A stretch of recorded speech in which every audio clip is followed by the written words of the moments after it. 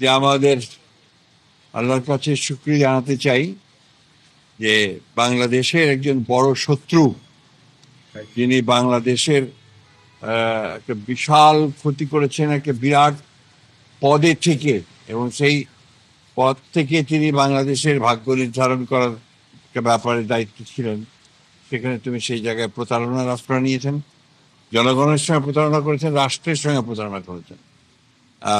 সাবেক বিচারপতি খায়রুল হক সাহেব, তিনি এই তত্ত্বাবধায়ক সরকারের ব্যাপারে যে রায় দিয়েছিলেন, শর্ট যে রায় দিয়েছিলেন সেটা, এবং তার পরবর্তীকালে যে আপনার পূর্ণাঙ্গ যে রায়, যে আকাশ আর পাতাল তফাৎ ছিল, এবং সেই যে রায়টা তিনি শর্ট দিয়েছিলেন সেটাও আমরা মনে করি যে এই রাষ্ট্রের বিরুদ্ধে গেছে।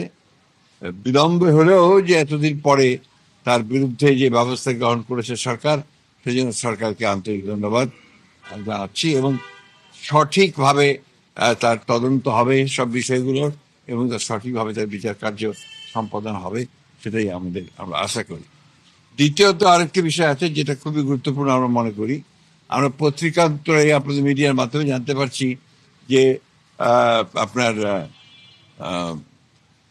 শিশু একাডেমির যে ভবনটি রয়েছে আপনার এই কার্যালয়ের উল্টো দিকে, আপনার যে হাইকোর্টের পাশে, সেই ভবনটিকে ভেঙে ফেলার জন্য একটা আপনার কথাবার্তা চলছে, বা এই ধরনের প্রক্রিয়া গ্রহণ করা হচ্ছে, বা একটা প্রস্তাব নেওয়া হয়েছে।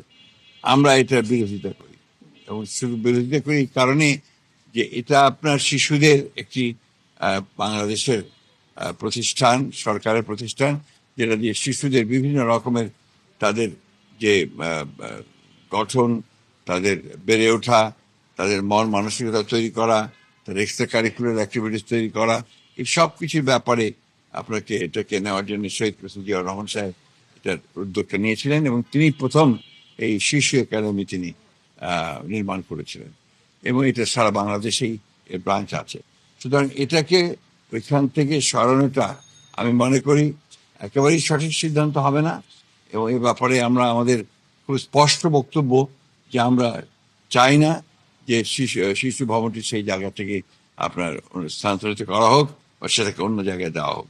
এটা আমার মনে হয় যে জাতি গঠনের ব্যাপারে এটা একটা বাধা হয়ে দাঁড়াবে বলে আমরা আশা করি। এটাই। রাজনৈতিক সংকটের জন্য তো খায়রুল হক দায়ী ছিল নিঃসন্দেহভাবে।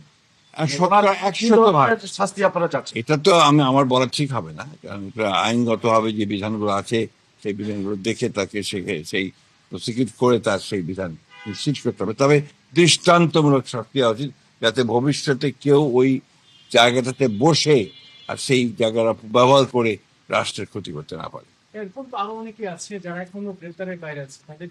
সেটা আপনারা অবশ্যই সরকার দেখবেন, যারা এইভাবে আছেন তাদের ব্যবস্থা নেওয়া হবে। রাজনৈতিক সংকটের না, ওনার রায়ের পরেই আমার যেটা হয়েছে সেটা হচ্ছে যে আপনার আমাদের তত্ত্বাবধায়ক সরকার বিধানটা বাতিল পার্মানেন্ট করা হয়েছে, এবং যেটা বাংলাদেশের পরবর্তীকালের যত রকমের আপনার রাজনৈতিক সংকট তৈরি হওয়ার, সেই সংকটগুলো তৈরি হয়েছে এবং জাতি ক্ষতিগ্রস্ত হয়েছে। দ্বিতীয়ত হচ্ছে যে আপনার একটা মানে বিচার বিভাগ, যেটাকে আমরা মনে করি যে আপনার জুডিশিয়ারি সবচেয়ে বড় জায়গা, যেখানে আপনার সবচেয়ে আপনার মানুষের আস্থা থাকে, সেই আস্থা জায়গাটা তিনি সম্পূর্ণভাবে তিনি ধ্বংস করেছেন, শুধুমাত্র তার রাজনৈতিক চিন্তা ভাবনা সেই কারণে, যেটা বাংলাদেশের সবচেয়ে বড় ক্ষতি করেছে বলে আমরা মনে করি। Thank you. সাদাত।